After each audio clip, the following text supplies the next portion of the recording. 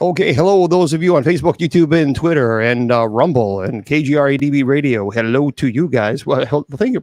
Appreciate that. Thank you very much, JD Raz. Thank you. And hello to you guys who are on listening to us on Spreaker on the audio format. And of course, hello to you guys on Twitter. I have you guys on a different system here. Hopefully, you guys can hear me okay with this microphone. We'll see. But just let me know. So, yeah, happy Friday to you all. Hopefully, wherever you are in this world, wherever you are, hopefully your Friday has been going beautiful, beautiful, beautiful. Today, we're going to have a pretty cool show. Well, hello there from Ireland and from the UK. Wow, I tell you what, that's okay. I will be talking about that ICC 4BB. Let me just say this. I will be talking about the big Vatican unveiling, the new guideline of supernatural. What do we do? Oh my gosh, the world's coming to an end. They know something is going to happen. Folks, I'm going to talk to you about it. And then when I get done, you're going to be going, oh, that's it. I promise you, folks, it's not, honestly, to me, it's not even newsworthy. It's just not. I always tell you the truth. I don't sugarcoat things. I tell you the way I see it, good, bad, or indifferent. So I'll talk to you guys about that in just a second. But everybody's going on social media blowing this story up like it's some great, big, huge conspiracy theory. It is not. It is not. It is not. It is not. And we're going to talk about that. Well, we'll do that on the top of the hour at 8 p.m. Eastern Standard Time. I promise you, we'll talk about that on the top of the hour. I promise you. So that's what we're going to do. But first, let me go into the business aspects of things before we get into our presentation. I want you to go to this website, KGRAD as in dog, B as in bicycle.com. Thank you very much. KGRADB.com. They have some amazing shows over there. As a matter of fact, this show, The Sacred Division, which I've been doing it for over 20 years, airs there. They're airing it live right now. So if you want to go there, but subscribe. And make sure you put Bishop as your promo code because you're going to get 30% off your subscription. It's already very inexpensive, but if you save money, save money. So if you love the paranormal like I do, if you love the supernatural, the unexplained, then you have to go. You have to go to the site. There's a lot of you who are already subscribers and you love it. KGRADB.com. Oh, you're very welcome, ICC. So KGRADB.com, put Bishop as your promo code. Also, if you want to go to my website, it's really, really simple. It is Bishop James Long, LONG.com. That's it. Bishop James Long, LONG.com. Also, don't forget the paranormal, demonology, angelology, and some other demonology. Those 4 classes, I'm giving them away. So they're online. They are free. All you have to do is go to bishopjameslong.com, click on the class link. It originally was $49.99, which came back $12.50 a class. Woo! But anyway, we're giving them away to the public because education is absolutely crucial, and this is what we want to do. So go to bishopjameslong.com, click on the class link. Now, if you want to donate to the church, that is wonderful because, as you know, we do not get paid as clergy. We do this 100% free. So we would love any type of assistance you can offer. And by the way, Father Mark, we were able to raise enough funds for those of you who donated. Thank you. We were able to raise enough funds for him to enroll in the Tennessee Valley Christian Counseling Program. So he's going to be getting his Christian Counseling certification. This is a 501c3 nonprofit organization. So we really thank you all for helping him get there.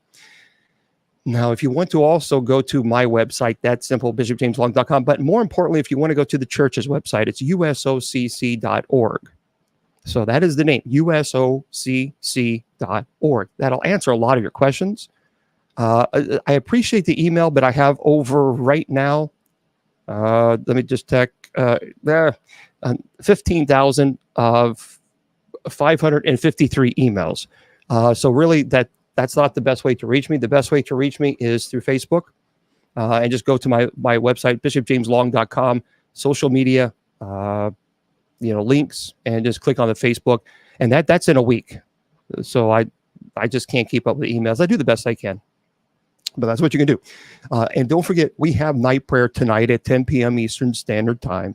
And the way you go to, just simply go to usocc.org, scroll down, and you'll see Night Prayer. Click the link. It takes you right there. We'd love to have you. Everyone is invited. Okay, even Mr. Producer.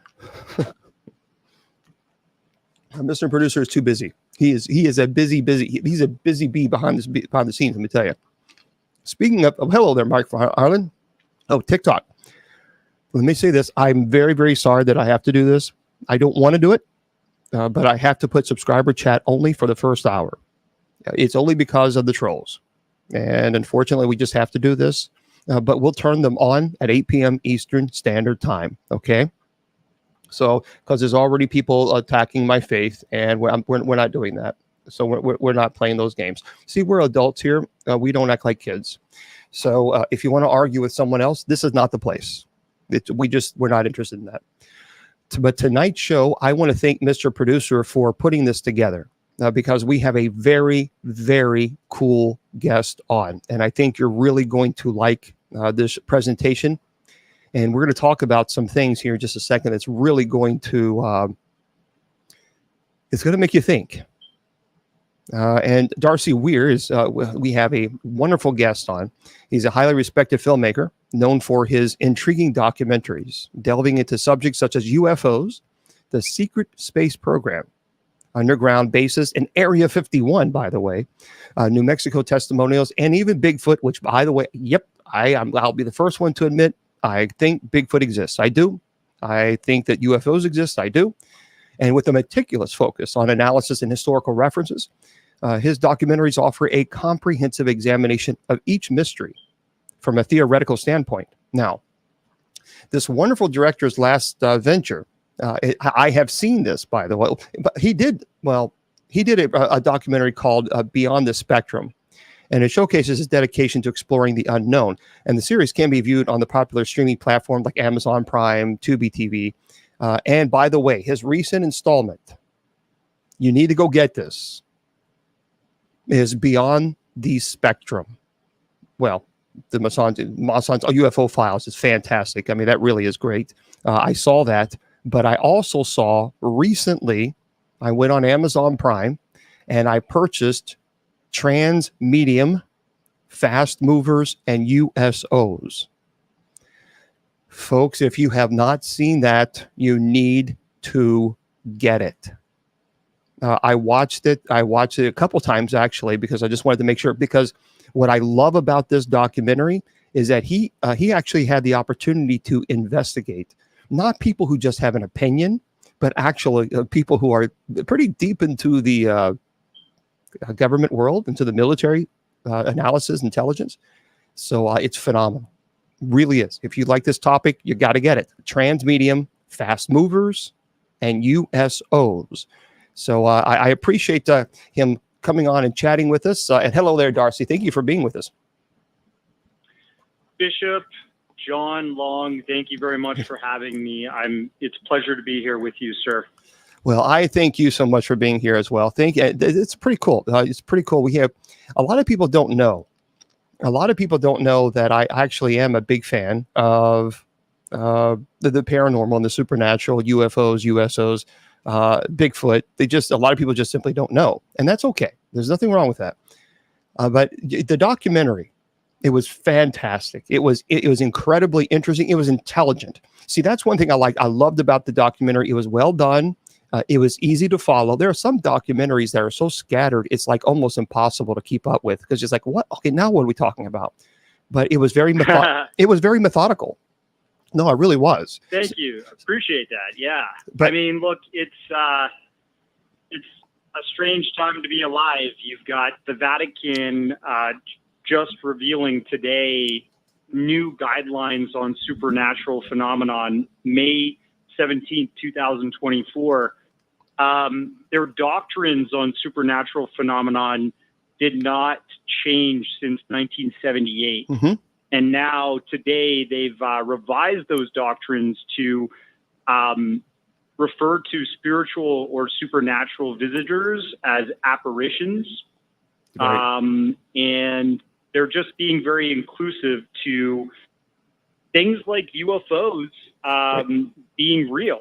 And and they're acknowledging that with this new apparition discussion. Now, I have some friends there in the because I study from the Roman seminary, so I have some friends that are kind of in the higher up, I guess you could say, within the Roman Church, and I've spoke to them about this. Now, their take on this is that this is the 1978 that you were referring to that the Vatican had was primarily just a guide on the determining whether or not apparitions, Marian apparitions, Jesus apparitions, angel apparitions, or statues crying, and how to determine, how to validate these claims or to debunk them. Really, what they're saying now is this is an inclusion.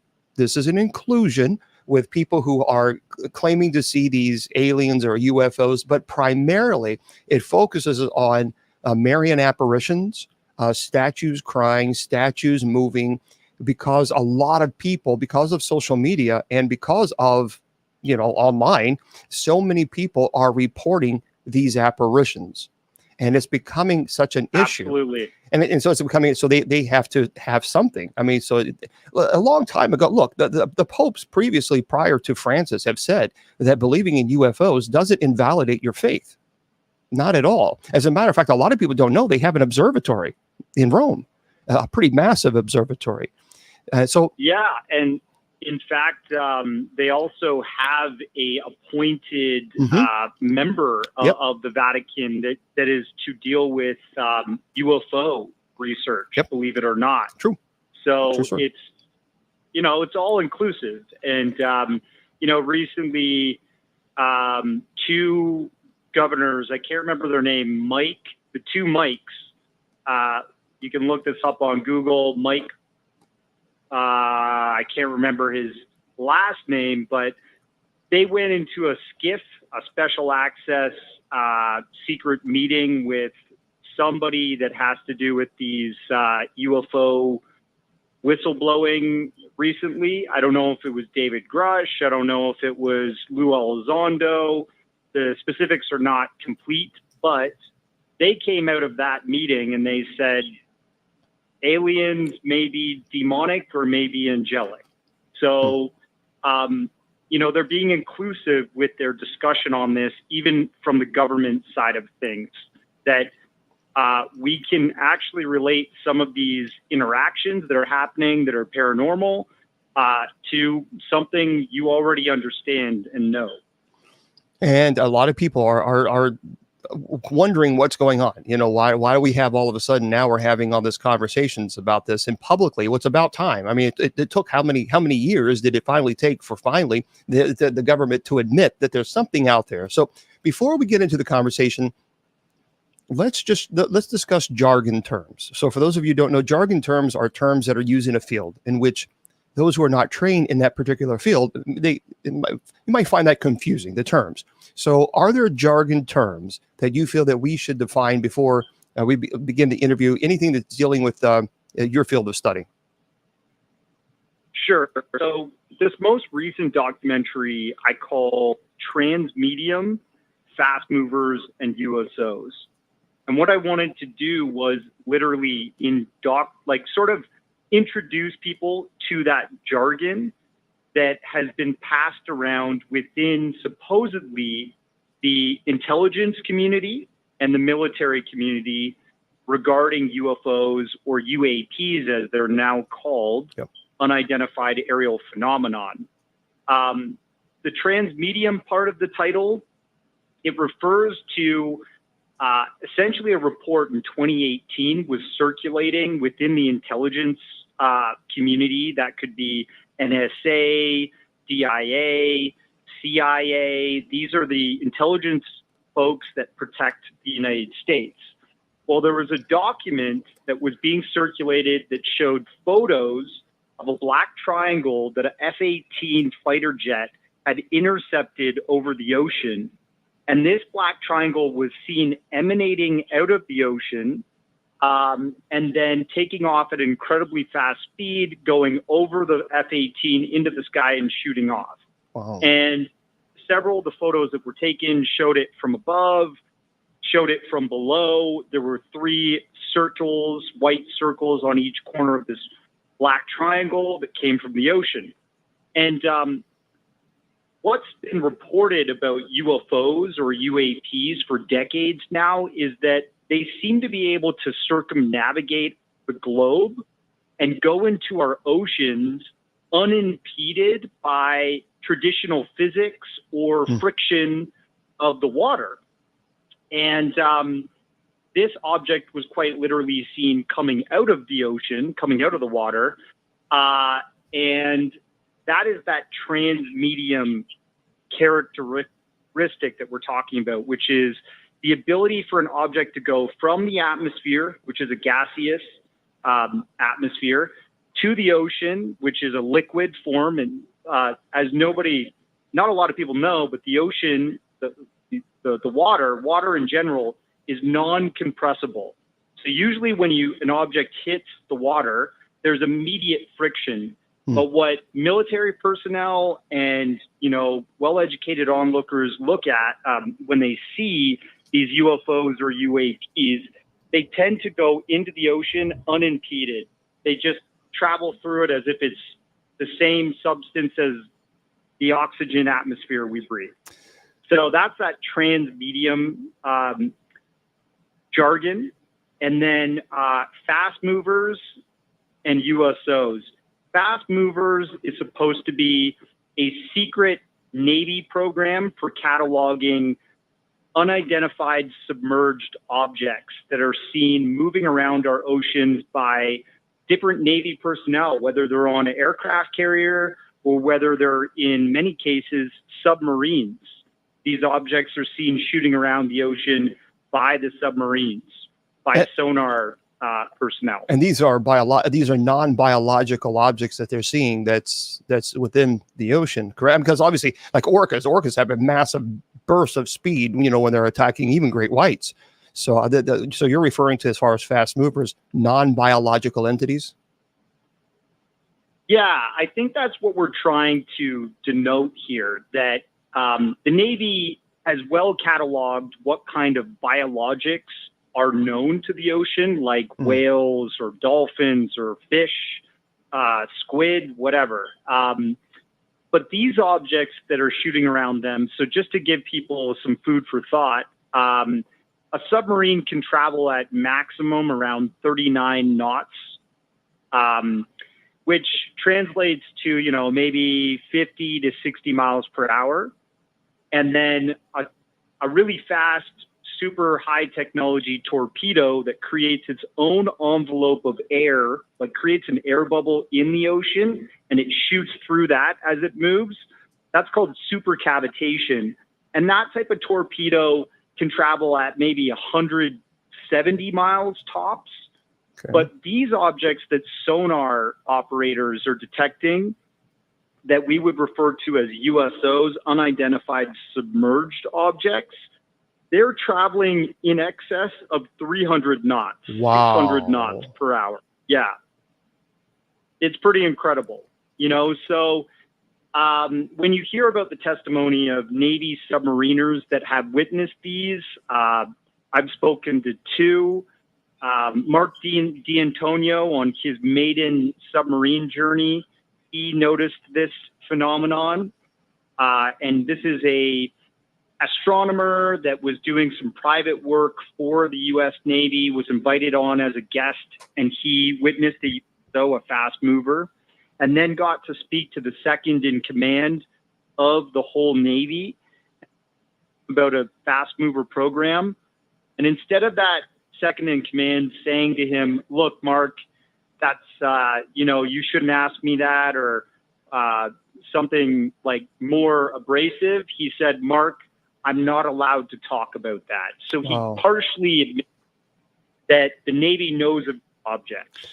So let me, another individual. Can I ask you, why have we moved from, is it, I guess, the UFOs, they have such a bad rap, I think, from a lot of people, especially in the higher up, even the government agencies, or even agency that's trying to take it seriously, I assume. So is there a reason why we removed the UFO as far as that terminology to instead unidentified aerial object? Yeah, I think it's just a sign of the times, right? Like UFOs, that word was coined post 1947, unidentified flying object, right? And the Air Force, which held their own research on this subject for 2 decades with Project Blue Book, used to call them UFOs. But now that the Pentagon has entered the fray, which is the top of the power structure in terms of the whole military, right. They've decided to change that jargon, and instead of call them UFOs, called them unidentified aerial phenomenon, UAP.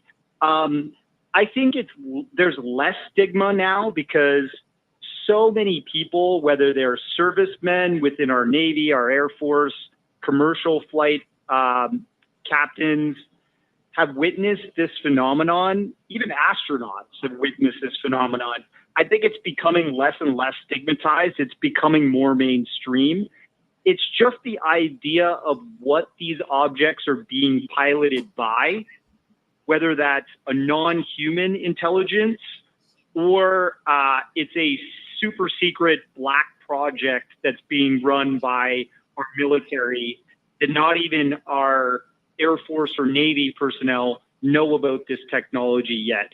That's kind of the argument that's going back and forth within the UFO community and outside of it, right? Because you got people like mainstream scientists like Avi Loeb engaging with this now, and just all these different areas of the scientific community and mainstream community with religion engaging with the phenomenon like never before.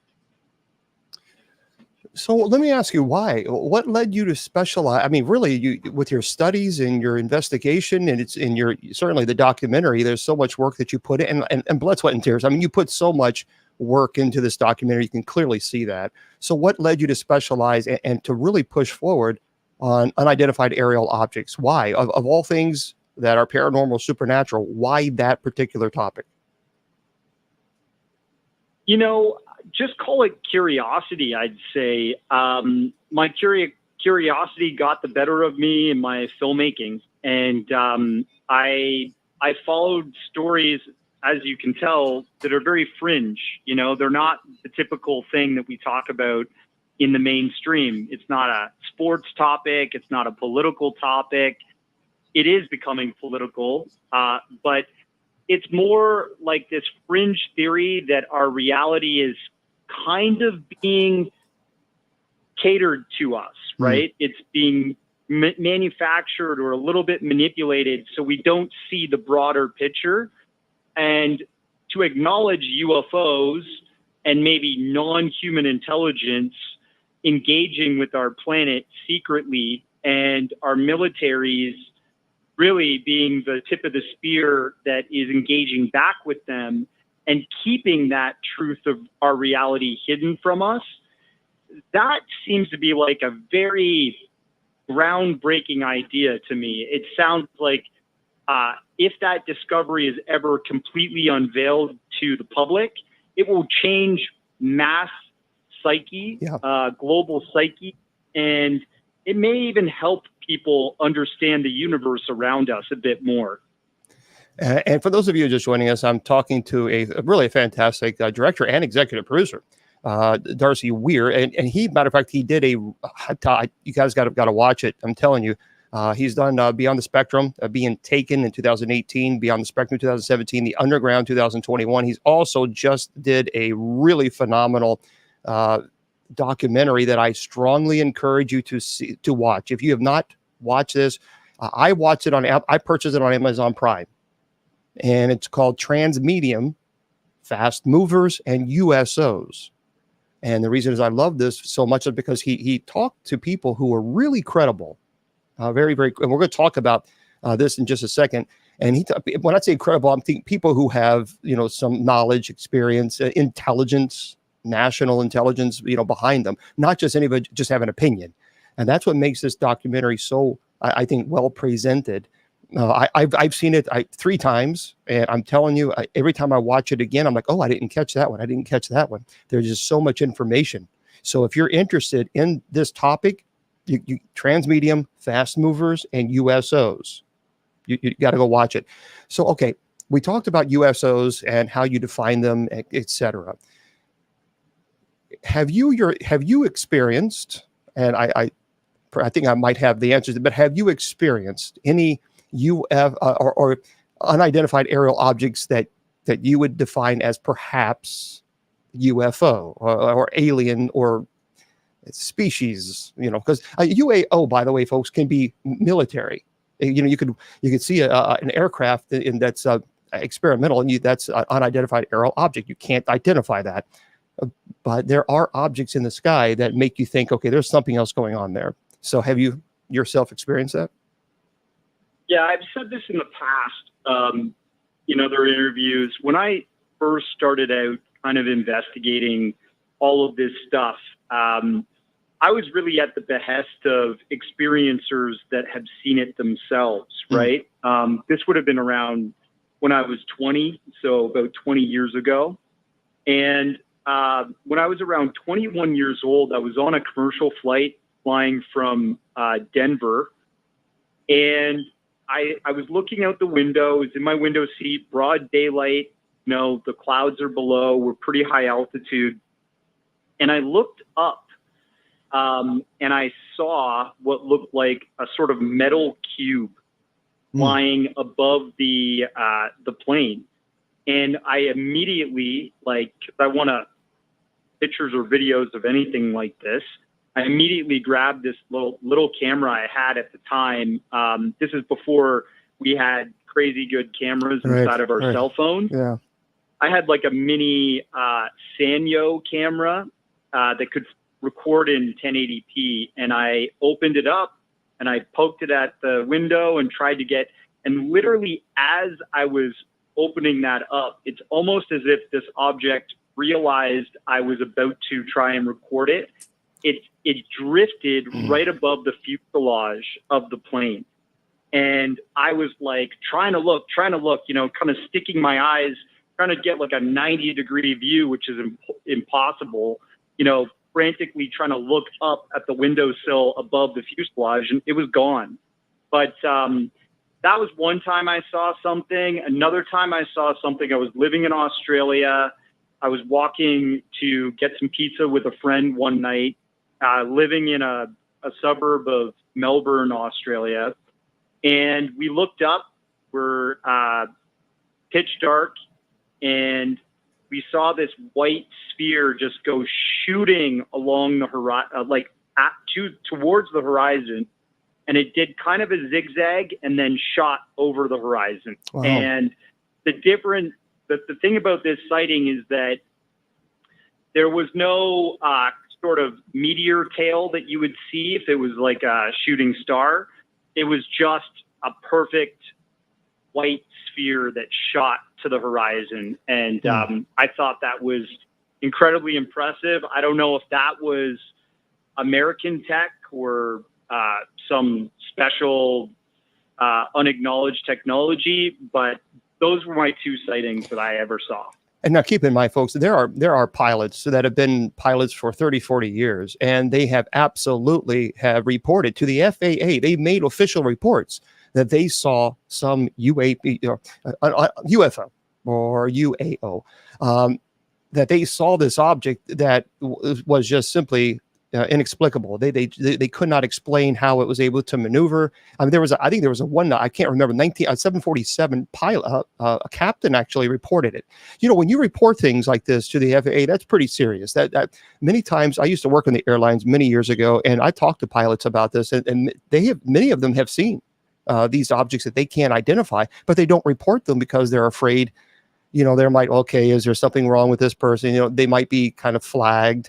So a lot of times they didn't. It's good now that there are bills that's being proposed to Congress to say, hey, this stigma should be erased. If they're seeing something, they should be able to report it to the FAA without worrying that it's going to affect their livelihood.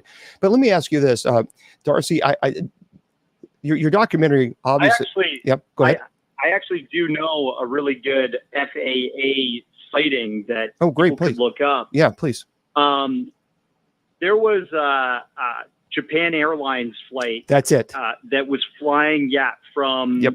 flying to Anchorage, Alaska. Yes. And an FAA event was reported. This was well documented. Mm-hmm. The object that they saw was so massive, they said it was almost like a sun in the middle of the night sky. Wow. And two smaller objects emanated out of it. They shot beams of light into the cockpit. The pilots were freaking out, Japanese pilots. They were doing evasive maneuvers, big circles in the sky to evade the object. And when they got back, they landed. This was all filled out, submitted to the FAA, and a FAA high official named John Callahan, he actually got the report, started doing an investigation, and he submitted his testimony. Shortly after that, within the week that this happened, the CIA showed up to his office.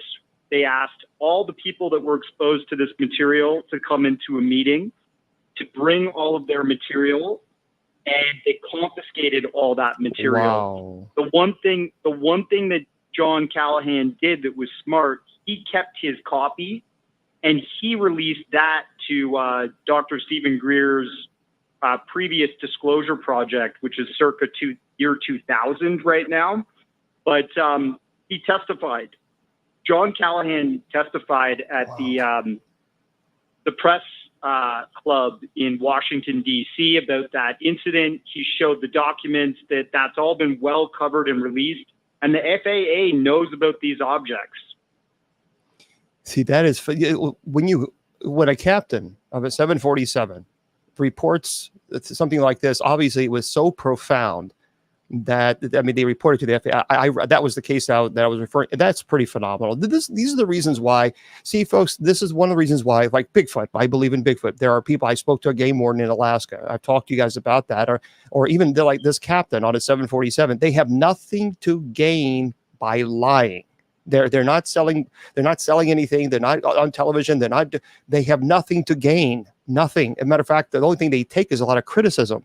So for these people who are very credible to come forward and say, yep, I saw a UAO, I saw Bigfoot, or I saw whatever it is, you really have to start wondering, okay, so if they have nothing to gain for this, they clearly saw something.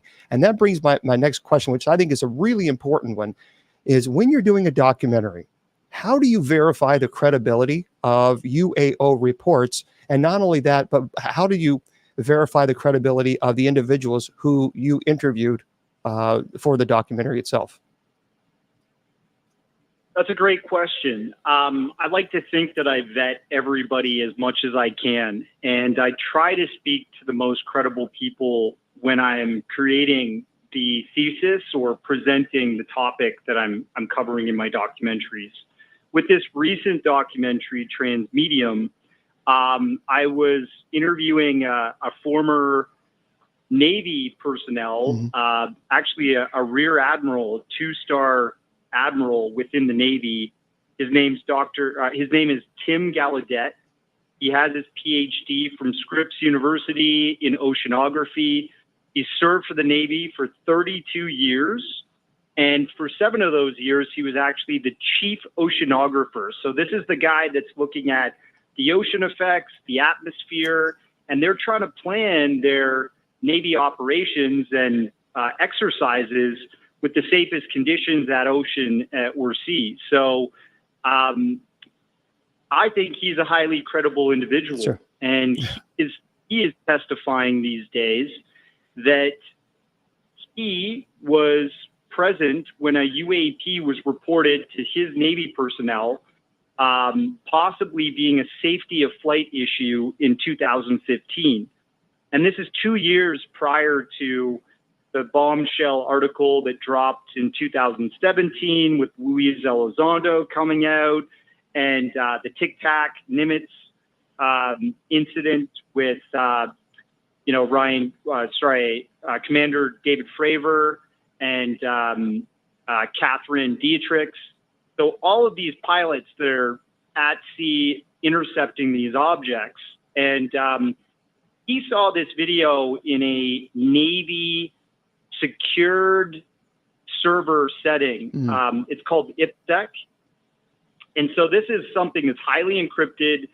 You can't get into this unless you have certain classified credentials. And he was able to see a UAP video called the Go Fast. If people want to look up that, it's like a white sphere that's flying along the ocean that was tracked by F-18 fighter pilots. And essentially, he saw that video 2 years before it went public, when it was leaked by Lou Elizondo and Christopher Mellon, high-ranking intelligence personnel and insider within the Pentagon.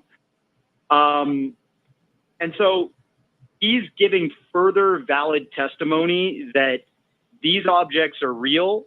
He saw them before they were public. And in fact, the next day after he saw them, those emails were wiped from his server and no one was allowed to talk about them again.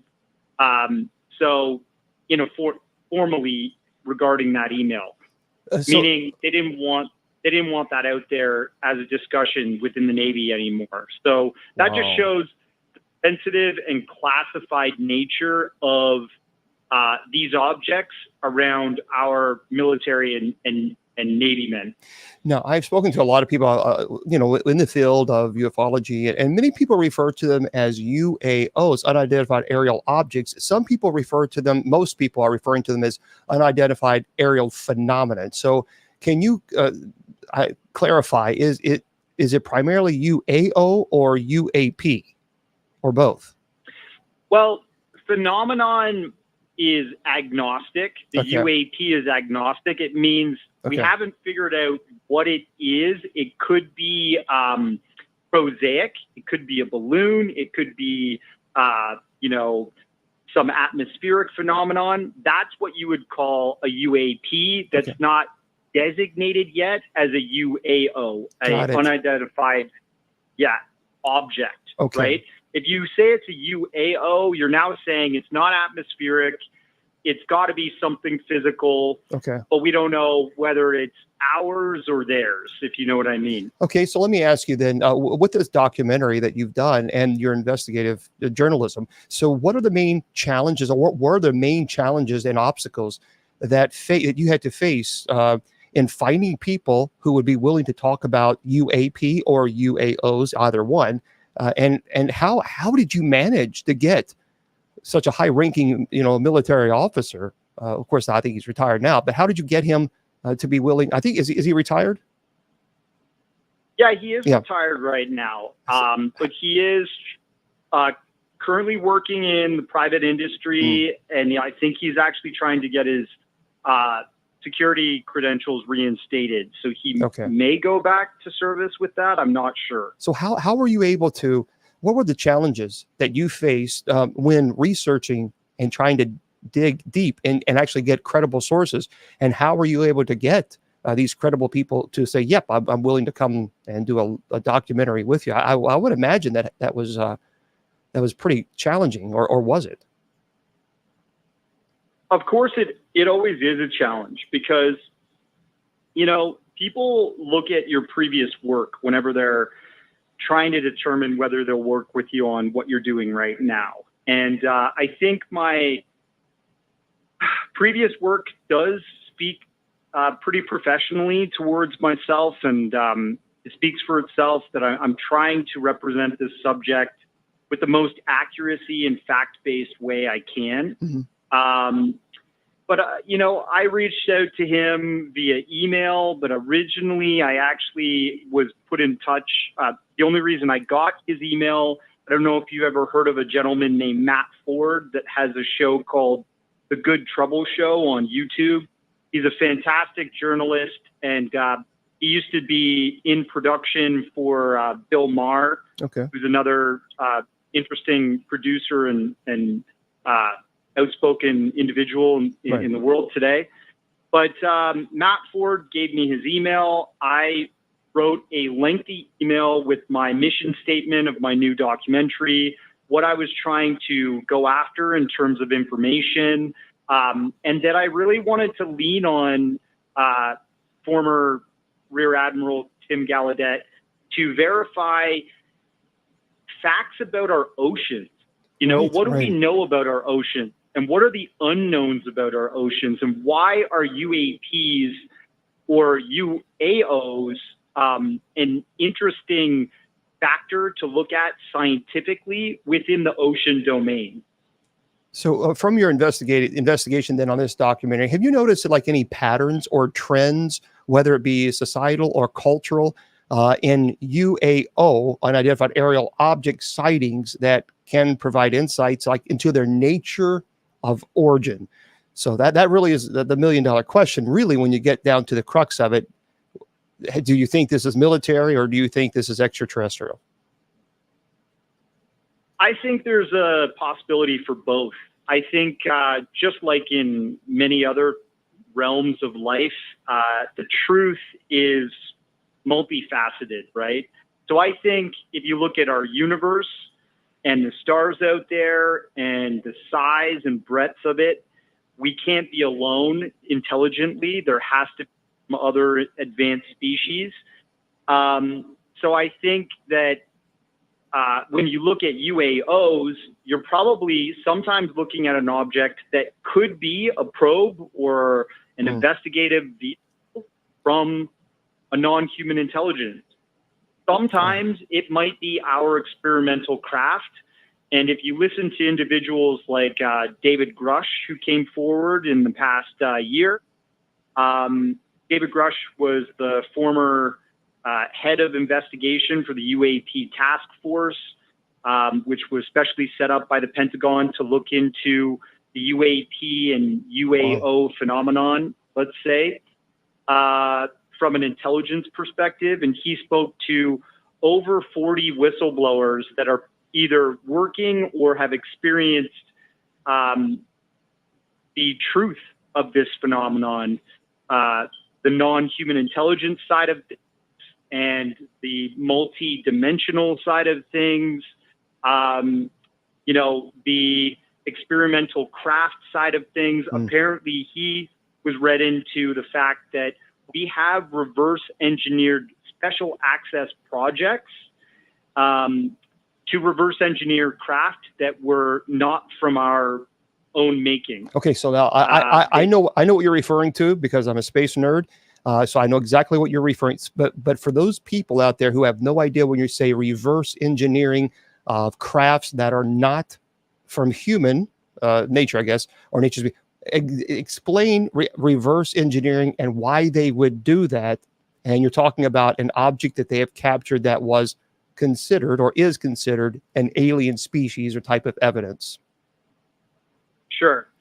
So reverse engineering is something that's been happening in science, in the field of science, for decades and decades and decades. For example, the computers that we use now, if you use a PC, a personal computer that's like a desktop, it's not a Mac, but it's like a Windows PC. The original personal computers were started by a company called IBM, right? And when IBM came out with their first PC, a bunch of smart computer technologists, engineers, took the IBM PC, they broke it apart, they looked at the internals of it, and they remanufactured their own PCs, which are called clones of the original IBM, and they made the computer Silicon Valley rush that we all experienced post-1980 that lasted through till now. Everybody wants to have a computer. But it started with smaller companies reverse engineering the big titan of the industry at that time, which was IBM. When you look at that same concept of capturing some kind of technology, breaking it apart, looking at how it works, and then rebuilding something that looks and feels the same way, that's a reverse engineering program. And so what happened, apparently, post-1947 and even pre-1947, I'm talking about the Roswell crash that happened in 1947, there was supposedly non-human intelligent craft that had crashed on our planet. Whether that was from us trying to shoot them down or they malfunctioned in some way. And what did we do as human beings? We quickly scrambled to their location where they crashed. We recovered them and brought them to a secret location, and we began testing and experimenting on them to understand the nature of those craft. That is the reverse engineering program in a nutshell, in layman's terms. And what David Grush and many other people have been talking about for decades now in terms of the UFO phenomenon, they've been testifying to the fact that we have captured or crashed craft from the past, and we have been trying to learn about them, and we've possibly even built our own anti-gravitic technology, because supposedly that's how these craft circumnavigate the globe. And that's pretty much what we've been doing secretly in these clandestine military special access programs. So you're saying now that there have military, ex-military, current military, that they have testified in Congress that they know for a fact, not an opinion, like everyone has an opinion on Area 51, but they know for a fact that the United States military has equipment, has a military equipment or some type of equipment from an alien species that they have reverse engineered. They know how to use this for anti-gravity purposes, etc., for military purposes. So you're saying that they actually testified that we have this, and this is no longer just science fiction. Yeah, I'm saying that that's supposedly what's been going on recently with these special skips that are being set up with select personnel that have the classifications to the security credentials to have those conversations. And the government world is becoming more aware of this. Whether the public, like you and I, will become fully read into this, that's up for debate. I don't know if we ever will, because there are national security implications involved with that. But supposedly, this has been happening. It is interesting, Darcy, that Judy Ann is, she's one of the moderators in the chat, and she makes a good point. And she said it is peculiar that Congress is now allowing public testimony to come forth. And that's, a lot of people are wondering, and they're just maybe even declaring that eventually the government is going to say, okay, here's the deal. Alien species exist. We have their craft. We know they're here. There's nothing to be. So it's like almost they're preparing us for this. So there's not mass, hysteria. Do you believe that that's what they're doing? Or do you think they're just, because there's so many people speaking about it, Congress say, okay, fine. We'll give you some airtime to talk about it. I don't think that's going to happen anytime soon. Okay. To be honest, I think that there's things happening behind the scenes that may line us up for that eventual reality in the future. But I think we're in an election year. That's a really touchy subject. It's filled with paranoia and conspiracy. Yeah.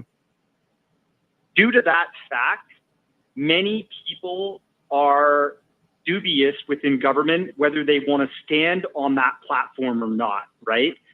So the Democrats, the Republicans, they're learning about this, but I think it's a post-election topic that's going to be presented more to the public next year. I think we might hear about more whistleblowers coming forward and stuff, but whether we're actually going to have more congressional hearings in the public, that might, again, come next year. From what I've heard from, I got off the phone with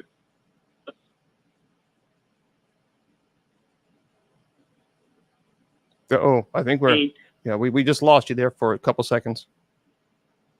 Well, I've been speaking with some certain insiders, and they come to the idea that it's going to be a gradual disclosure. Okay. That we're not alone. It's something that's coming. It's not going to be instant. And there's all kinds of reasons for that. Are we talking right? Are we talking 5, 10 years, 15, 20 years, or as far as when they're going to finally say, yep, we know for a fact we're not alone?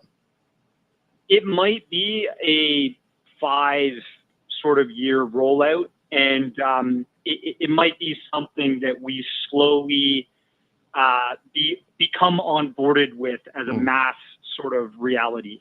So here's an important question as well. We talked about this briefly the other day when I chatted with you, and I appreciate you taking the time and chatting with us today. But being that you are digging really deep into this particular topic, I would imagine that there are some heavy hitters within the government that perhaps they want this to be silenced, and they don't want a spotlight to be placed on this topic for whatever reason at all. Now, have you had any issues since you have made the documentary and you are outspoken about this and you've investigated? Have you had any type of issues that you think were intimidating or for those purposes? Yeah, 2 things have happened in the past year that have been a little bit unsettling. So I'd like to hope that it's not connected to this subject, because it makes me nervous about representing this subject longer term.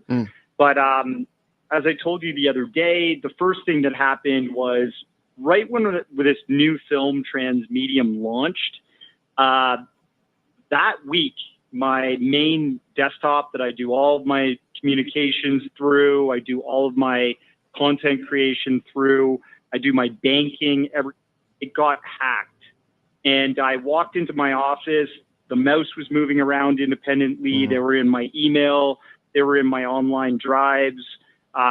It was pretty scary. So I pulled the Ethernet on that computer, and I've been trying to sort of clean up that system ever since. I can't go online with it because essentially they rooted my computer. The second thing that happened, I moved recently, and since I moved to a different city, I've been setting up where I live in and trying to unpack and all that stuff. And within the first week of moving, I haven't told anybody where I moved to, but I got a knock on the door. And so I went to the front door and I, creeped open the door. My dog was barking and I said, "Hi, can I help you?" And they said to me, we were told to come to this property and to go through your backyard to collect something in the backyard. And I'm like, "Who said that?" And this gentleman was like, "Yeah, I thought it was a bit of an odd direction, but they told me to go through your gate to your backyard and I could pick up some item that was available on Marketplace." And I said, "Okay, who told you that?" And they said, a lady on Facebook Marketplace. And I said, "Well, that is really strange because it's just my wife and I living here and we aren't selling anything." So he said, "Look, I'm sorry. This is a strange situation. I'll try to reach out to them and sort it out. I'm sorry to bother you." And I said, "Okay." That guy took off. I took a picture of his license plate just in case, but really strange. And I almost equate that incident to somebody trying to say to me online, "I know where you live." That's kind of what, okay. There are obviously nefarious reasons as to why someone would do this, but if it's already been, testified in Congress, so it's already out there. The information is out there, and you're just, digging a little bit deeper. Do you think perhaps maybe you're getting too close to the truth, and that makes certain individuals, whomever they may be, uncomfortable? Yeah, I think wherever there's smoke and enough of it, you'll eventually find the fire if you follow that trail. And maybe I've found something that these folks in the intelligence or defense walk of life are not interested in having out there, discussed and publicly known. So I don't know. But I know that certain people in the community constantly get harassed or threatened. And it's not something new to people that study this phenomenon. So I think I'm just another person that is witnessing this. I can't say who the origin of it is. Sure. But it seems a little bit disconcerting, I'd say. Yeah, and just briefly, real quick. Now, we talk about the Roswell incident, and most people know a little bit about that. Do you believe that the Roswell incident, based on your investigation and perhaps speaking to people who are higher up in the military, do you believe that actually was a weather balloon, or do you actually that was a legit case of an alien aircraft? I think the Roswell, New Mexico crash, there's just too much testimony surrounding the incident, whether that's the police sheriff of Roswell at the time, the nurses at the Air Force Base that looked at apparently cadavers of non-human intelligence that was found around or inside the craft. There's just, near 100 people that have reported that Roswell incident, and the Air Force themselves came forward at first. They said they captured a crashed flying saucer. Yep. And then in a quick PR stunt gone bad, they turned that around and said actually it was a high altitude air balloon, right? And it just doesn't smell right. It seems to be that they bait and switched because they literally wanted to cover up the truth of what they found. So I have a question as far as maybe an ethical question. If these species do exist, well, certainly the implication, obviously, is that they are far more advanced technologically than we are, especially if they're able to have transmedium devices to fly in the air and obviously then be submerged into the water without hesitation, without issues. So the advanced technology for many people is quite concerning. Do you think that being that we accept the premise that aliens do exist, whether or not they've always existed here or they're from another planet, however you might want to define that, do you think that we, human beings, we are the more aggressive species based on your investigation? Or do you think that UFOs or UAPs, USOs, whatever it might be, with the abduction cases that we've had, many people have claimed to have been abducted, terrible things have happened. Who do you think, from that perspective, is the more advanced and, should be more concerned regarding what the other entity or species could do? Sure. Bishop, I think there's,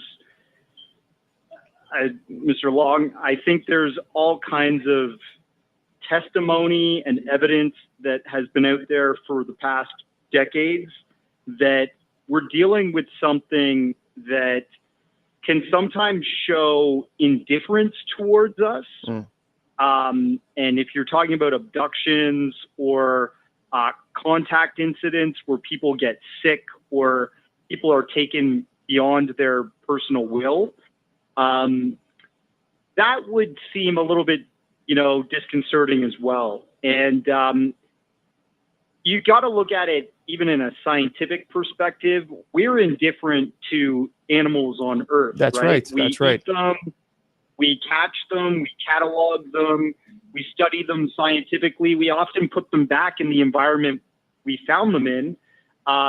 It's not always malevolent. Sometimes it's benevolent, and it's just a part of the scientific endeavor that you have to do something that's indifferent towards another species, right?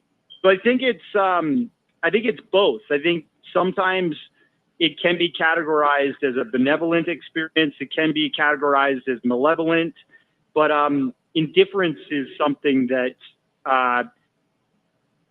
could be a way of looking at it. Yeah. That if they are so advanced, they don't really regard us as something that's on the same level as them, so to speak. Yeah, I mean, you're right. And look at how many animals that we've experimented on, how many animals were tortured just to get the perfume or cologne that we want by scientists, putting perfume in the eyes of animals just to see how it would affect their their pupils. I mean, terrible what human beings have done to animals, all in the name of beauty and cologne and perfume. So I wish we could be here. I could talk to you for hours and hours, but I know that you're a busy person. Let me ask you, where can people reach out to you? What's the best way to contact you? Sure. My studio for my films is called Occult Journeys. So I just have a website that goes by that. And then on Twitter, it's Occult Journeys, at Occult Journeys. And on TikTok here, at Occult Journeys Films. And then, Instagram, I'm Darcy Weir Films. That's me. So I'm actually going to be speaking and showing my latest film at a conference in California, in Palm Springs, called Contact in the Desert. If people want to come see the film there, with their ticket to the conference, it's available to see for free. Thank you so much for having me. I'll also be showing the film at Pine Bush Festival in New York State. That's happening June 1st. Okay. So please come over there, check out the film for free, and enjoy the festival. Thank you so much for having me on. I really appreciate you and your coverage of this topic. Well, thank you so much. I appreciate your work. Fantastic. Thank you, Darcy. You have a wonderful, wonderful week. You too. Yeah, bye-bye. All right, everybody. Well, there we go. That was Darcy Weir. I tell you what, guys, you're just going to have to make sure. You're going to have to make sure you get this documentary. Again, his website is occultjourneys.com. occultjourneys.com. And that's where you can, if you just go there, you'll see where the Transmedium, Fastmovers, and USOs. And you'll see, I'm telling you, there's a trailer there. You can watch it, but also don't forget there's other things as well. I mean, he has a really cool website, so you might want to check that out. I encourage you to. Also, don't forget on TikTok, he's there as well. Occult Journey, I think Occult Journey Films, he says. Let me just double check.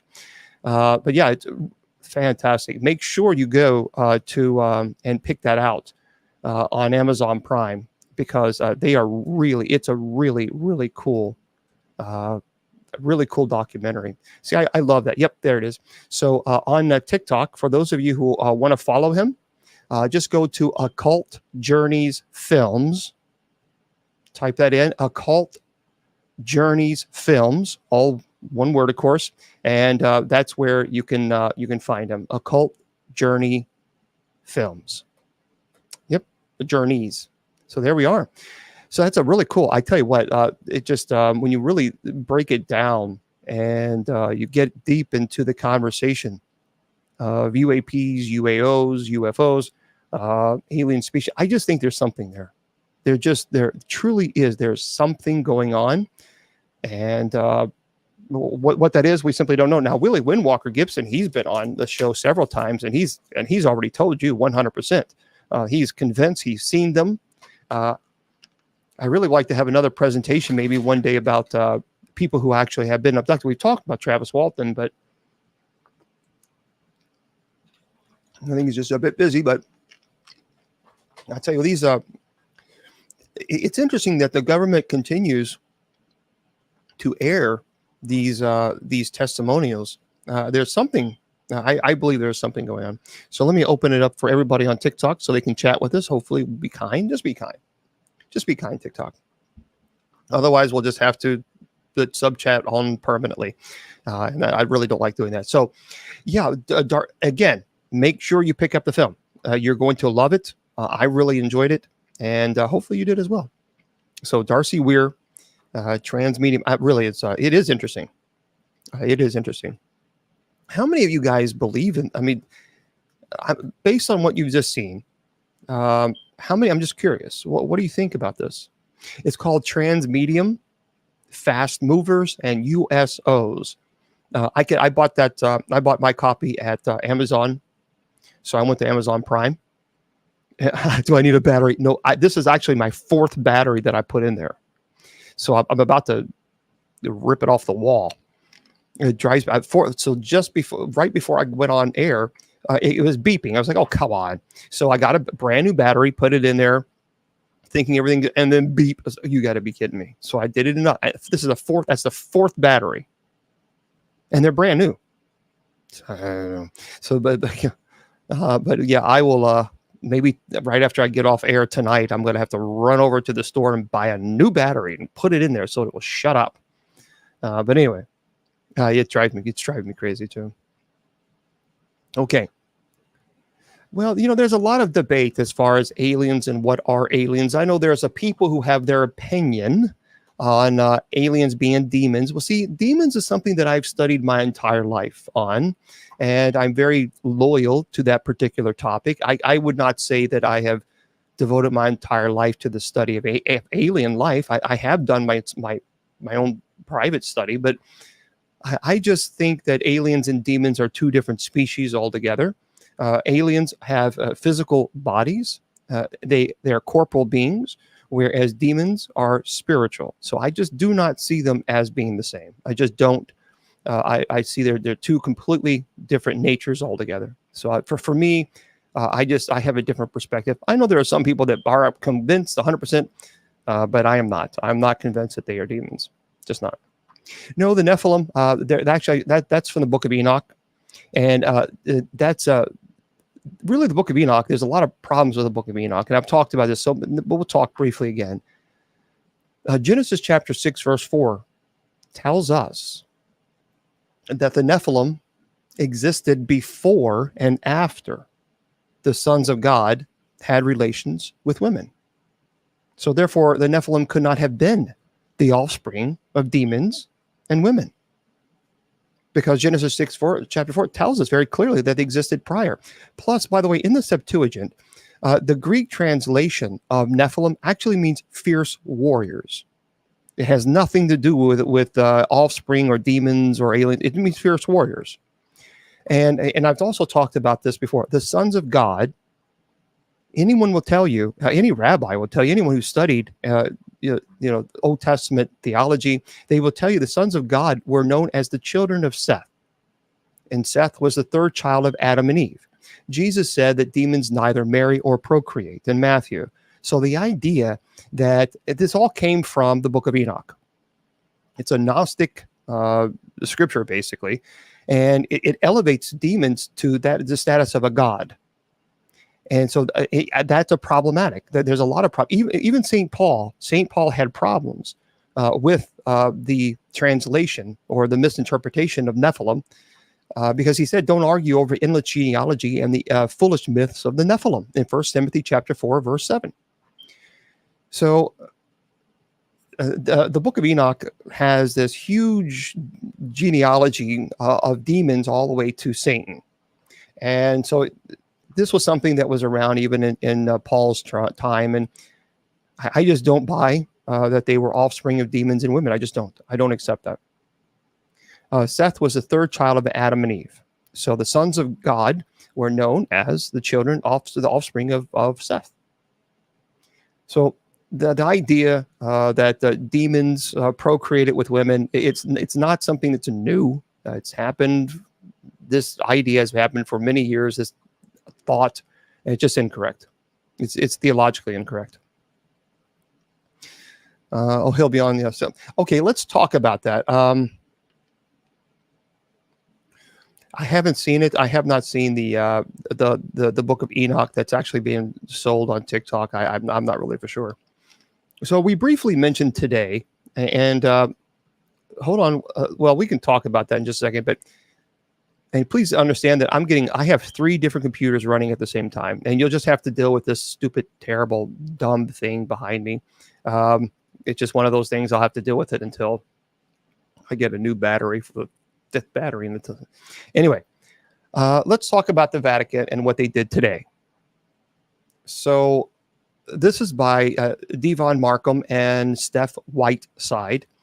So the Vatican unveils, this is by News Nation, the Vatican unveils new guidance on supernatural phenomena. So the Vatican presents provisions for the doctrine of faith. An apparition refers to the appearance of a spiritual supernatural visitor. The Vatican has not revised this particular set of doctrines since 1978.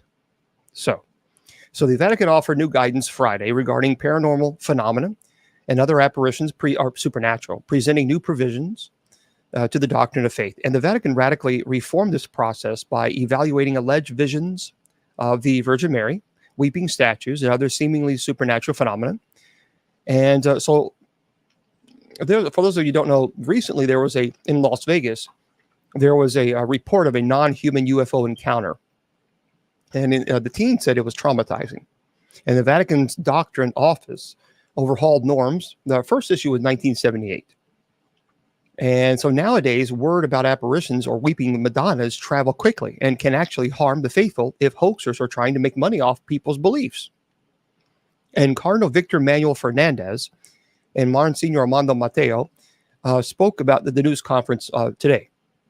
As described in the Encyclopedia of the Bible, an apparition refers to the appearance of a spiritual or supernatural visitor, most likely with instances involving a divine entity such as Virgin Mary or a saint. So let's talk about briefly. Historically, the church has been very opaque about how apparitions and other supernatural events were handled. So much so that the guidance issued in 1978 was done secretly and not made public for many years after.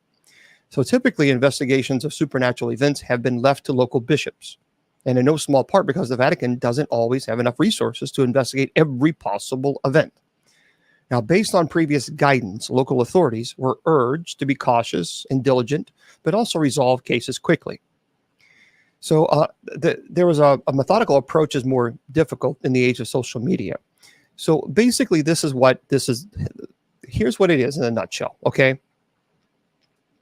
There are a lot of people using social media who are saying that the statues of Mary and the statues of Jesus and other saints, they are crying or they are moving. And what's happening is a lot of people are flocking to these churches, and it's becoming problematic because the Vatican is having an issue with how do we decipher the fraud versus the real deal.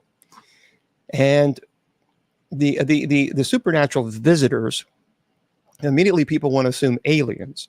And that's really not what they're referring to. They're referring to supernatural visitors as in a saint or as something of this nature. Demons, I guess, in some cases.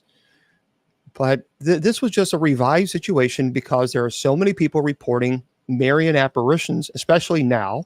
There's a lot of people reporting that the statues are crying or their heads are moving or hands are moving.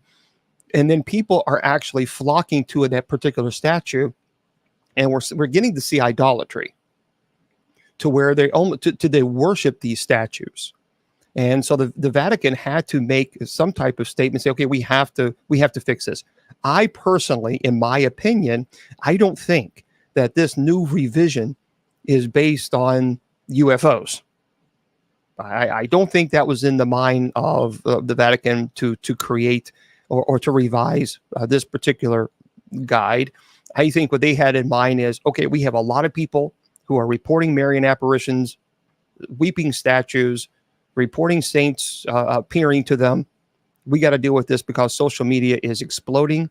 You push the go button or send button, and now it's everywhere. And that's what I think.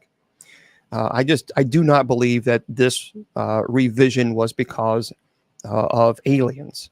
But that's my opinion. That's my opinion.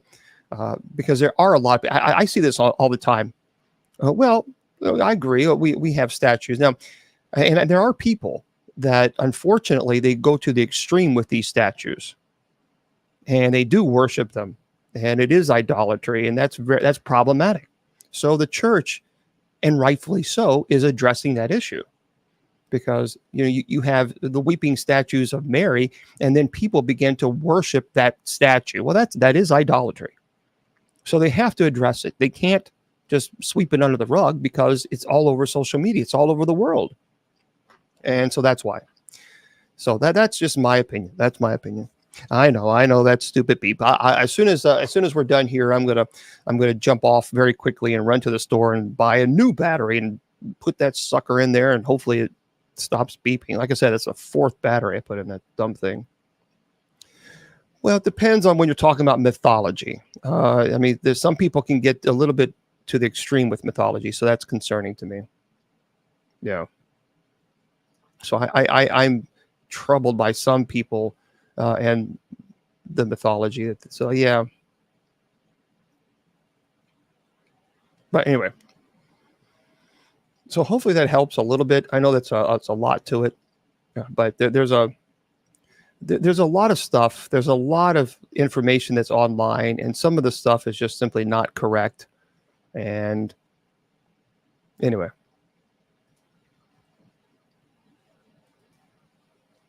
yeah, the Anunnaki. Well, sure. I mean, it depends. I mean, if you're talking about, is there any evidence of them?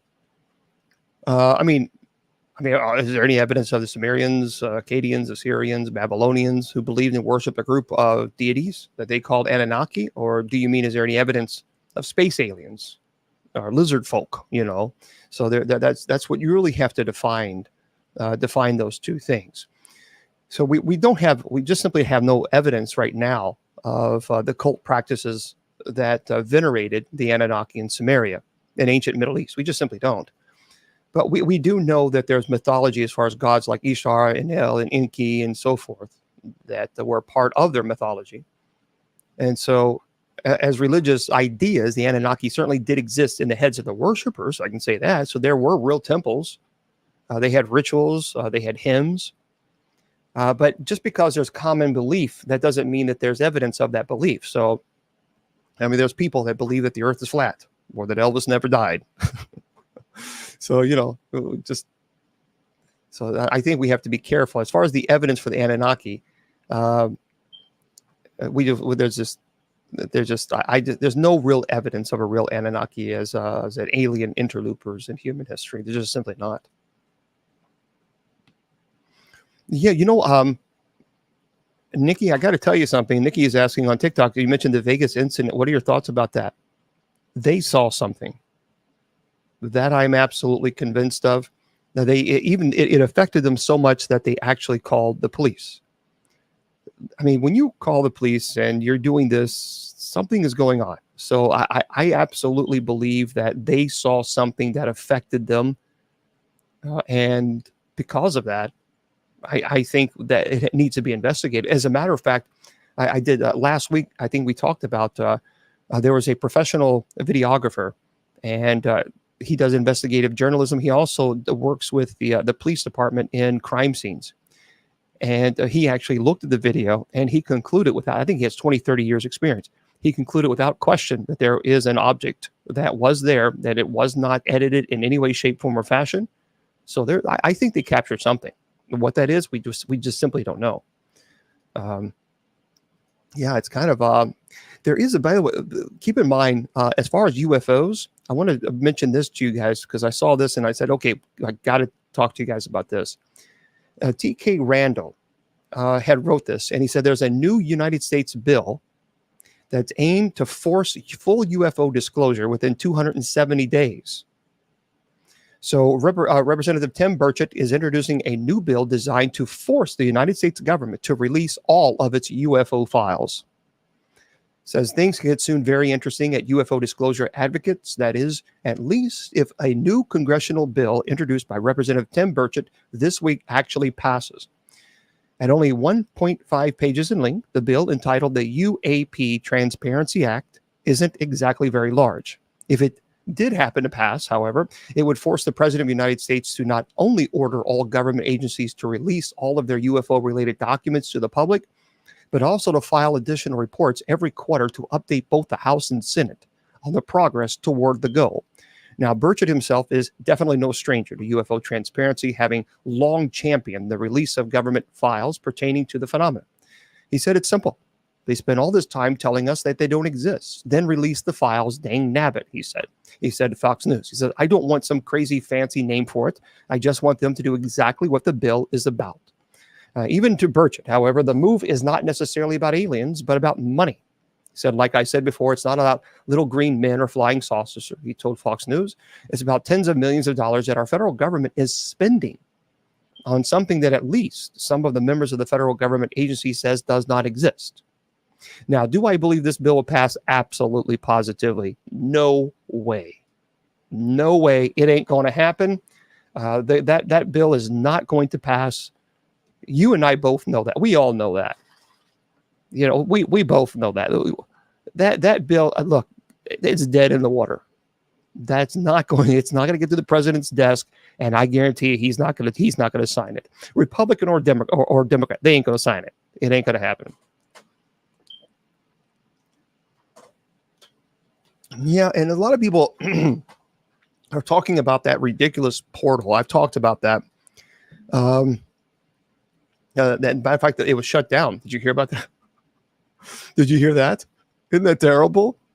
The New York Dublin portal, it shuts down. They shut it down after inappropriate behavior. Can you imagine that? Can you imagine that? There was a lot of people doing some things they shouldn't have been doing by flashing body parts and disturbing images. And so it's temporarily closed for the rest of the week due to tech updates, they say. Here's the deal, guys. Look. Everybody's saying, oh, they're opening a portal. Oh, my gosh, what are we going to do now? We're not going to do anything. It's a video. It's a camera. It's all it is. Just like right now. So if people came on, like a TikTok does it all the time. It's like, there we go. And if you come on and I'm talking to you, you're talking to me, we're seeing each other through the video camera. It's nothing demonic or scary about it. It's just a camera. It's a giant Zoom call without audio. There's no audio. So you can say, hey, how you doing? Nice to see you. Oh boy, that's big time. Technology is amazing. Come on. Well, the Swiss, you're talking about something different. The Swiss portal. You're talking about something completely, you're talking about CERN. Oh, Mick, and that's a different world altogether. CERN, I'm not a favor of that at all. I think we're getting into some deep, dangerous territory, and we need to leave that alone. We truly do. For those of you who have no idea what CERN is, the European Organization for Nuclear Research. It's one of the largest and most respected centers. It's true, and that's fine. But it is what they're doing, the particles, the God particles, and even trying to create black holes. They better leave that. They need to leave that alone. That's problematic. Very, very problematic. Yes, I know. People keep sending me. I hear the beep. I know it's beeping. I know. I'm going to go buy the 115th battery and put that sucker in there. Maybe it's possessed. I don't know.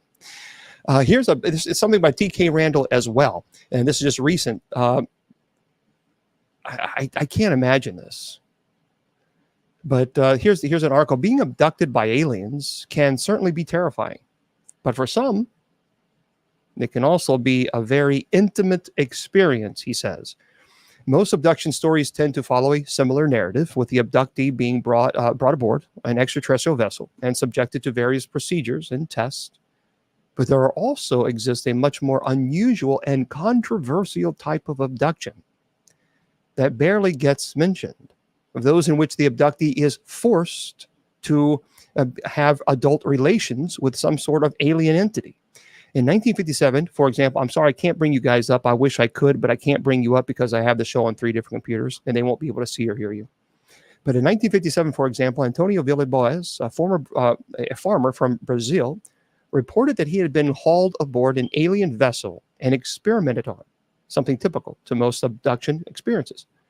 And things took a rather strange turn, however, when he was introduced to a strangely attractive female alien with platinum blonde hair, who promptly began to have relations.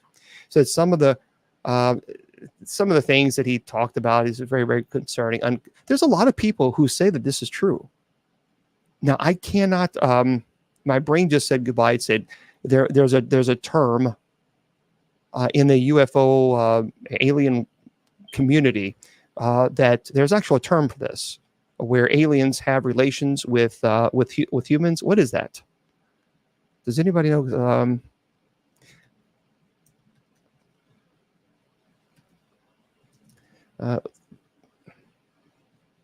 No, I can't remember what it is.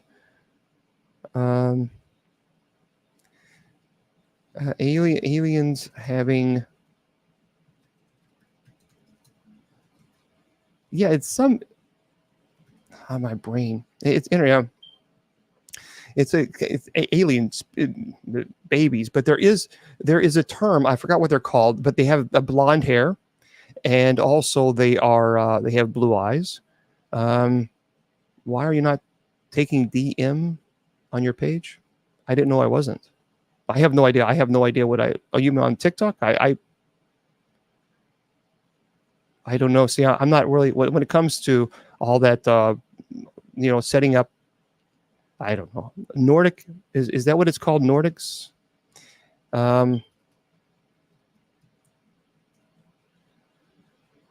Hybrid. Yeah, we'll just call it hybrid. There's a Nordic aliens, I guess. Yeah, there it is. So in ufology, Nordic alien is a name given to alleged humanoid extraterrestrial. So basically, these hybrids, that there's offspring, and that's what they're doing. And they're supposed to be Pleiadians, or they're supposed to be blonde hair, blue eyes, look very, very similar to us, radiating almost to the point of the skin color is almost like a golden kind of skin color. So I don't know. Do I necessarily? Look, who knows? Who knows? I know people who claim that they were abducted and that they had terrible things that happened to them, but I just simply don't know. Nordic. Yeah. So Mr. Brewster said Nordic. Okay, there we go. So we have our answer, Nordics. I would love to, wouldn't it be interesting to interview somebody who claims to see a Nordic? That would be interesting. But there's something happening. Okay. Conspiracy theories, by the way. So let me just say this, and we're going to end with the UFO topic here. But TK Randall also says conspiracy theories claims demons are responsible for UFO sightings. So there seems to have been a rise in people assigning religious significance to the UFO phenomenon in the recent years. While some have come to see these objects as angelic in nature, others, such as conspiracy theorist Bart Seibel, believe the complete opposite. Speaking recently on the Joe Rogan Experience podcast, Seibel suggests that demonic entities are piloting UFOs and that they have been deliberately masquerading as extraterrestrial visitors as part of some malevolent, mysterious plan to dominate mankind. Now, see, here's the problem. You don't need that. This is the problem when people, I don't know this person, but they don't need to masquerade as UFOs. There's no need to. If they've already dominated mankind. It's called sin. So the idea that we need now to hop in a UFO and fly around, and that to me seems a little. If the ultimate goal is to cause the destruction of human and dominate mankind, well, they're already doing that. Look at the entertainment industry is now the music industry is so in your face with demonic, satanic symbols, and you see it everywhere. I mean, now it used to be subliminal, and to a point, it still is. Definitely, in concerts you can see subliminal messages, but now it's in your face. I mean, there's no hiding among this. So I think the idea that aliens or demons need to masquerade as aliens to confuse or dominate mankind, I don't know. I just don't know if they need to. Why? What will be the point? He said the top two UFO researchers said UFOs are real, number one. And he said, number two, they are not from outer space. And number three, they're demonic. I disagree with that part. That premise, I don't agree. The Bible, he says, talks about fallen angels interbreeding with humans. He's talking about the Nephilim, but that is actually incorrect. And Genesis chapter 6, which I already talked about. So anyway, the Nephilim, again, for the millionth time, the Nephilim were not offsprings of demons and women. I believe Jesus is my personal Lord and Savior. I believe he's the Son of God. I think he's God incarnate.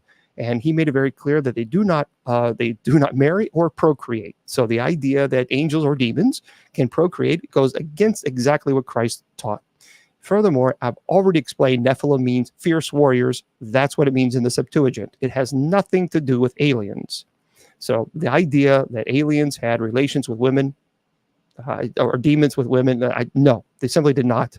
This is incorrect, theologically incorrect. I've already talked about the Book of Enoch.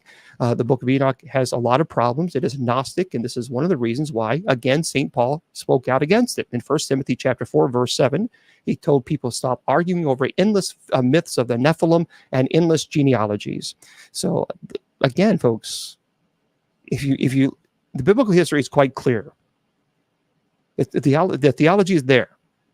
The Book of Enoch is problematic in that it puts the blame of sin on direct shoulders of demons, and it takes the culpability away from humans, away from the entire equation. Well, that's problematic in of itself. We have free will. Now, demons certainly entice us and tempt us to sin, but the blame should not go on to demons. The blame should be us. We're the ones who choose to sin or not. So the idea, and not only that, but the Book of Enoch places demons on a deity status as well. So there's a lot of issues with the Book of Enoch that I disagree with completely. I've talked about that ad nauseum. So it's theologically incorrect. It just simply is not correct. The Nephilim is being sold as the offspring of demons and women to sell DVDs or to stream or whatever they do now. That's what it's all, or sell a book or sell a movie. That's what it is, folks. Sorry. I don't agree at all. When you first saw a demon, were you scared? No. Well, the first time that I worked the first possession case that was intimidating, because I've talked about that. I talked about that on the case of the Eli Roth Presents Legion of Exorcists show, and that was a very crazy. Oh, I agree, Robert. Oh, isn't that Rob? I tell you, Rob said, Bishop, look at the King Charles portrait. Let me tell you something, and I'll get back to I've seen that portrait. That is. I'm sorry. I don't want to offend anybody, but that is the worst portrait I have ever seen in my life. I would have been appalled. It looked pure evil. I mean, it just, and I'm not the only one there's a lot of people have you seen that, guys? Have you guys seen that? If you haven't seen it, Google King Charles official. This is an official portrait, by the way. This is not just a portrait. This is the official portrait. It is. Google it. Google King Charles official portrait. It is truly troubling. I saw that and I thought, what on earth? It was terrible. And yeah, now I will say, the picture of his face was well done. So the artist is clearly gifted. The official portrait, King Charles. There, just that's what I typed in. So official portrait, King of Charles. Look, here's the deal. The face is right on. I give it to that. I give them that. But as a matter of fact, I'll take a picture. But the rest of it looks evil. So let me just. Okay. And then for those of you who don't want to look it up for whatever reason, I'll show it to you. Yeah, it's all red. It's all red. It's like, I don't know why this person thought this would be a good idea I don't know. I would love to know. Yeah, I'll answer the question in just a second. Hold on. I promise you. Just hang tight. Because I want to show this to you. I've talked about that before as well. The first exorcism, but I want to share this with everybody. So look, that's well done. See, cancel. See, that's well done. I mean, the face is. I thought they did a great job with the face. See that? See, it's a great job with the face. But then you have the entire body. Look at this. Why would anybody think that's okay? I just don't understand. Look at this. Look at that. That just doesn't even. Just Google it. and you can see it better. Of course, you're not going to see it the greatest, but Google it, and I think concerning. So someone was asking about my first case, but the first case was the case that I think, I've studied since I was 9 years old. I remember picking up my first book on demonology, and I have not stopped reading books on demonology and theology, of course. I'm constantly reading. It's something that I'm passionate about. So, I mean, when I was after school, I'd always go to our local little public library, and I just loved it there because I enjoyed going there. Matter of fact, I loved it so much, I even worked at the library at one time.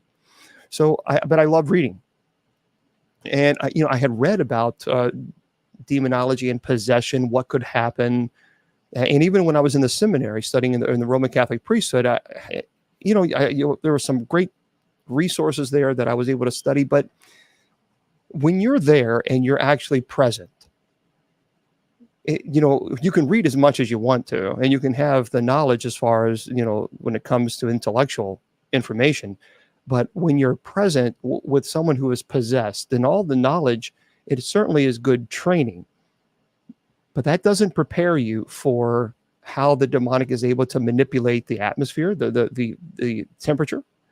It doesn't prepare you truly to watch someone's eyes go completely solid black, or able to throw their voice or scream in multiple pitches at the same time, or contort their body to where it's very, very distorted. So the first exorcism that I performed, I was the assistant, and her eyes were solid black, and I looked in her eyes, and I was completely catatonic. I was 100. I was I couldn't move, I couldn't think, I couldn't talk. I was absolutely catatonic, and that was terrible. I didn't like that feeling. I didn't like that feeling at all. I was a very vulnerable feeling, and it was one that I don't ever want to experience again. Thankfully, the primary that was there, and he pulled me to the side and did a blessing. We continued, but I don't ever want to go through that experience, because it was, they're solid, but the eyes were they're not so solid. You could see your reflection. So as I lift the eyelids during the exorcism, and I wasn't expecting to see that. I was expecting to see, pupils. But when I lift the eyelids, and it was just a complete blackness. But as I mentioned, it was like a mirror. I could see, absolutely, I could actually see my reflection. So I was like looking, the way to describe it is like looking in the eyes of an apex predator. And I felt very vulnerable, like I was prey. And that's what it felt like. And so I just, that was a horrible feeling. So I didn't like that feeling. I was very uncomfortable. But when I see something like this, it is true. The eyes do go black, and not in all cases, because by the way, that can also be a neurological condition. So just because someone's eyes go black, that doesn't mean the person is possessed. There's also neurological issues in which that can happen. But of course, there were other manifestations that occurred that clearly demonstrated this person was in fact possessed. And we already knew that there was possession prior to even entering the home. But certainly, without question, when I lift the eyes, and that was a different world. So you can go to a location, even to a location. For those of you, I don't get scared now because I'm kind of, I'm not used to, but I'm more aware of the parlor tricks that a demon will use to try to cause you to become disoriented or distracted. So, and that's why, by the way, there's no such thing as a conversation during an exorcism. I've talked about this before. The exorcists, we don't have conversations with the demons. It just simply doesn't happen. It just doesn't happen. Oh, of course, I'm an old Catholic Benedictine of Immaculate Mary, so I'm very devoted to the Blessed Mother. So for me, for anybody, the rite is quite clear that the only thing that we ever command of the demon, of course, is its name and the hour of departure. So any other conversation does not happen. We don't want to know anything else, because it will lie. And so this is what, and that actually is what is required in the rite as well. So,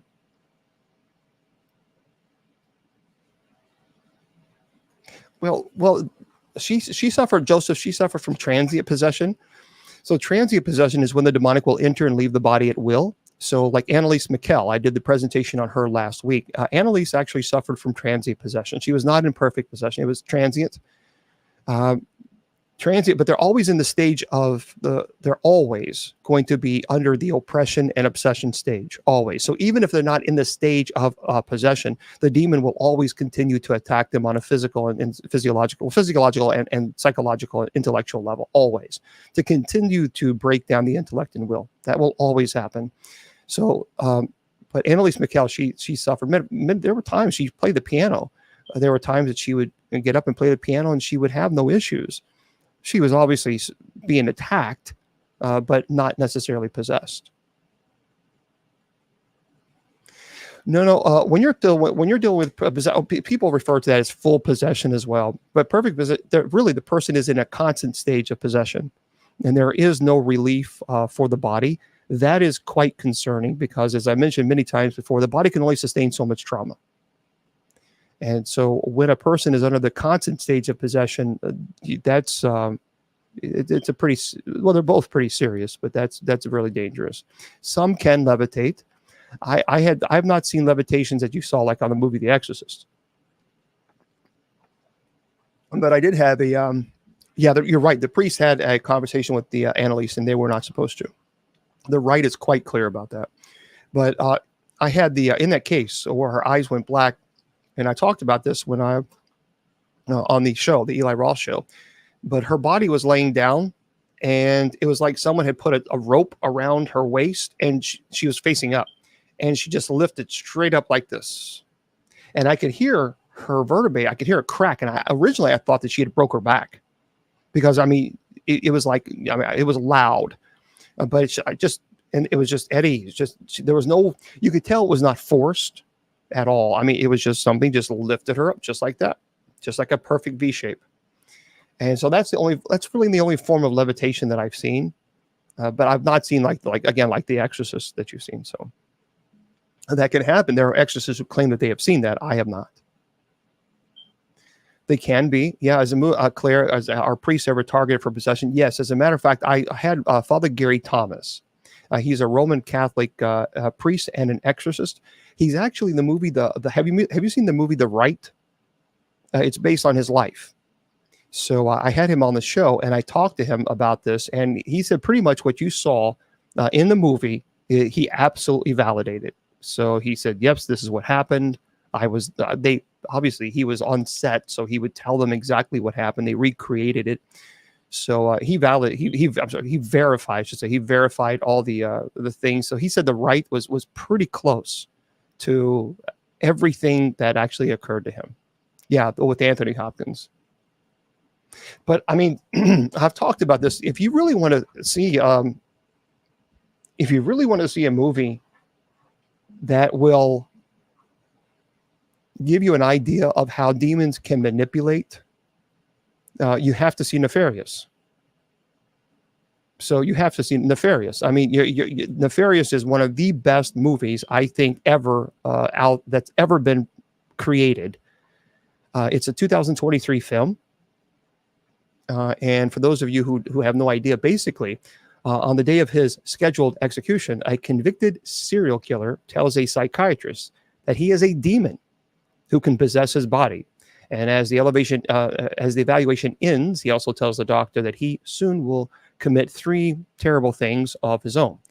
So it is really a fantastic movie. The way the actor, Sean Patrick Flannery, did a brilliant job with projecting, I think, the vileness, if you will, but also the distorted intellect that a demon has. The only thing that they didn't do, there was a reason why it was constantly licking. It's almost they were trying to make a serpentine kind of feel to it, which I thought they did a very good job with that. So your brain it's subliminal. But if you catch on to it, it's like, okay, now I know. And even a contortion of the face at times. I think they could have probably done a little bit better, even with the eyes. There were times that they should have had the eyes just be solid. And I think there were a couple of times but there were a couple of things that they could have done a little bit more as far as the distortion of the face. When a person is possessed, there is such an unnatural distortion of the face that the body that you cannot possibly do consciously. And it's very difficult to explain, but it's almost serpentine. It looks snake-like. And there are, imagine if you were twitches that were here and here at the same time, and it would be moving, fluctuating here with your as well as your eyebrow moving.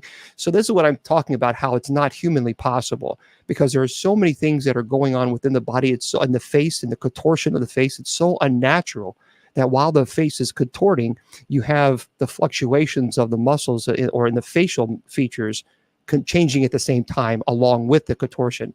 It's something that can't be done. So I've already talked to Enoch. I'm not talking about Enoch anymore. So,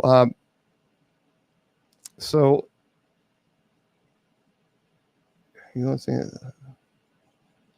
Well, okay, what are you talking about? Wait, what is this? Hold on. And your head again, cluster headaches. No. My head. Listen. Let me make this clear.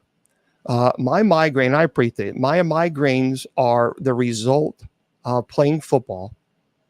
And back in the day when I played football in the 70s, 80s, and 90s, they did not have knowledge of concussions. They just simply didn't. And I suffered a lot of concussions. A lot. I was on the line. So I was a lineman. I was a tackle and a guard. So I was there on the line, and we hit hard. I mean, we were not required to, when you were on the line of scrimmage, the coach always said, if he does not hear your helmet hit the other helmet, you're out of the game.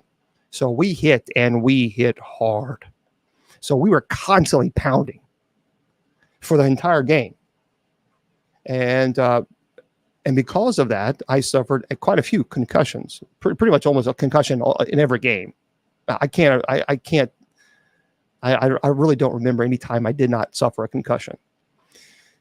So because of that, I already see a neurologist, I see a specialist. Because of that, I suffer from cluster headaches and chronic migraines. And yeah, it's no fun. It certainly is no fun.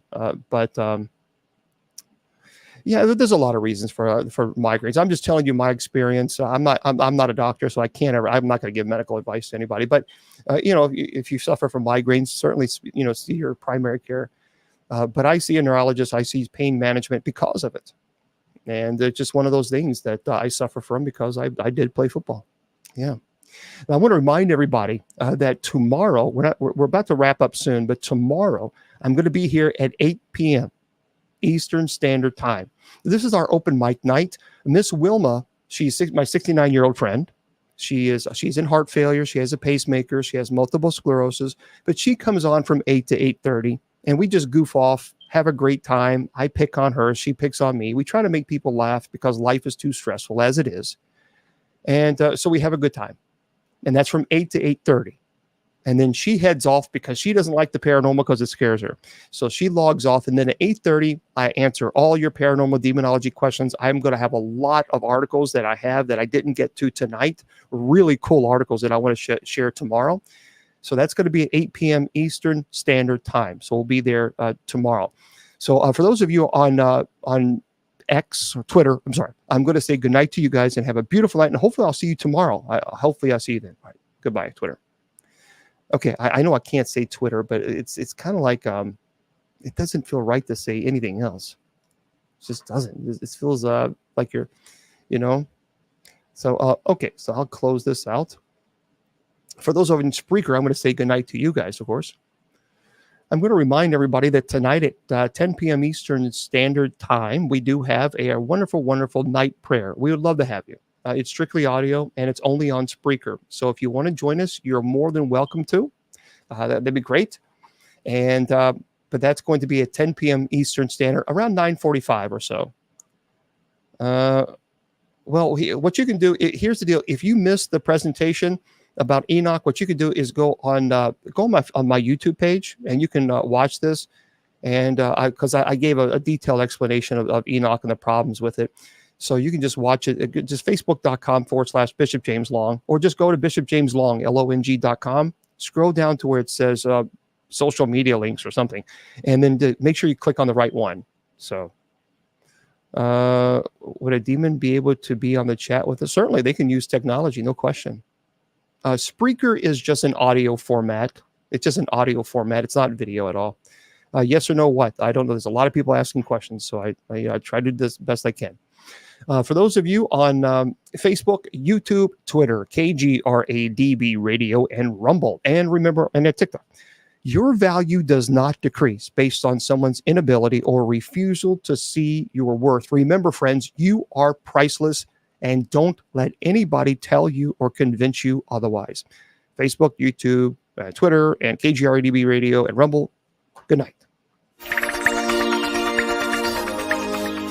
The Sacred Division has been brought to you by Bishop Long's online paranormal course. Learn demonology, angelology, paranormal studies, and genealogy. It's 100% online, and you learn at your own pace. Please go to www.bishopjameslong.com and click on the paranormal course link.